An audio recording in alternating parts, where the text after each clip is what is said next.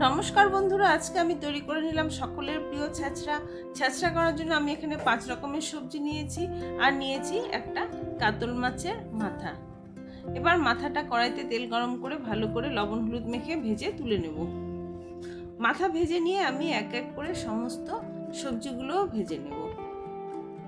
সমস্ত সবজিগুলো, মাছের মাথাটা ভাজা হচ্ছে, মাছের মাথা ভেজে নামিয়ে নিচ্ছি। এবার একে একে সমস্ত সবজিগুলো ভাজবো। কুমড়ো, পটল, এগুলো বেগুন, এগুলো একটু ভেজে নিলে ভালো হয়, কিন্তু আলু আর পেঁপে এটা ভাজার কোনো দরকার নেই, এটা একবারে সোমবারে দিয়ে দেব। এই সবজিগুলো না ভাজলে একটু কাঁচা কাঁচা লাগে, খেতে অত ভালো লাগে না।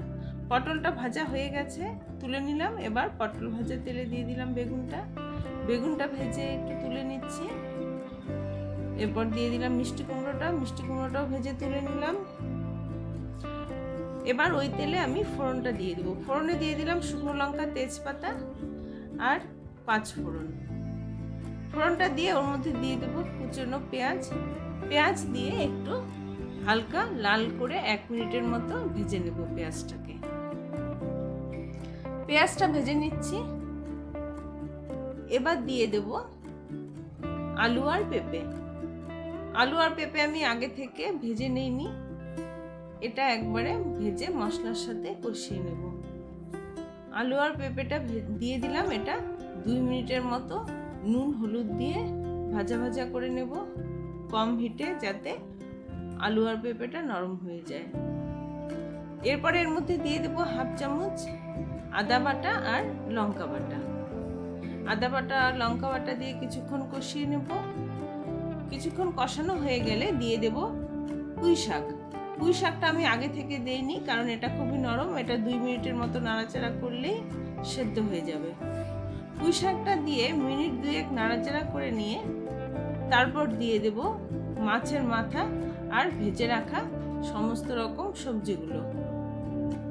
মাছের মাথা আর সবজিগুলো দিয়ে দিলাম। এবার মাথাটা ভেঙে সবজির সাথে ভালো করে কষিয়ে নেব। সমস্তটা ভালো করে কষিয়ে নিয়ে ওর মধ্যে দিয়ে দেব কিছুটা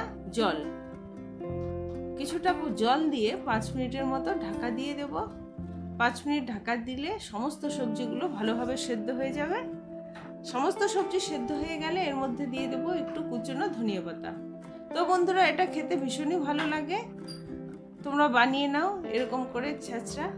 আর আজকের ভিডিওটি ভালো লাগলে একটি লাইক করে চ্যানেলটি সাবস্ক্রাইব করে দিও। দেখা হবে পরের একটি নতুন ভিডিওতে। আজকের জন্য টাটা।